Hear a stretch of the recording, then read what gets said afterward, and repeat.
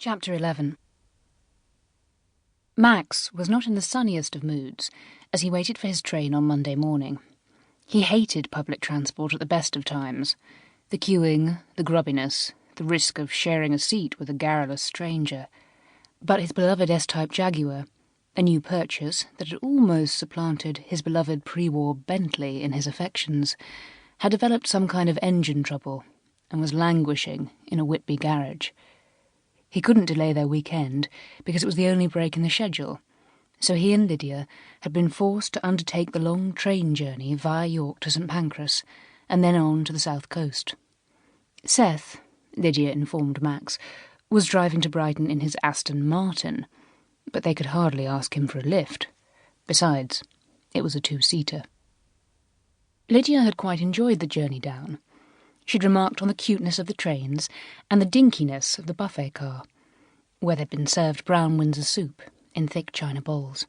But last night Lydia had informed Max that she wanted to stay in Brighton for a few days. "The sea air will do me good," she said vaguely. "I've been feeling a bit under the weather lately." Max knew that Lydia's health was her hobby. She took the curation of Lydia Lamont very seriously indeed, so he didn't query this. He thought that Lydia enjoyed staying in the Grand, and liked the bohemian chic of the town. Lydia said she'd stay in Brighton for 2 days and then motor to Somerset to see the children. Max found himself promising to hire a car for her. So now Max was left to take a long, tedious journey on his own. At least the train was the Brighton Belle, the legendary all-electric luxury Pullman, and he had the Times and Punch to keep him company.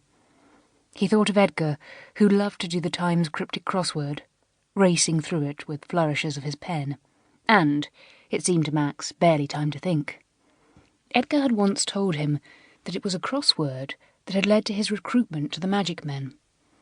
Edgar had been filling in the clues when he'd been spotted by Colonel Cartwright on the lookout for a bright officer to lead the group. Well, Cartwright was dead now, and Edgar was the superintendent of Brighton Police. He seemed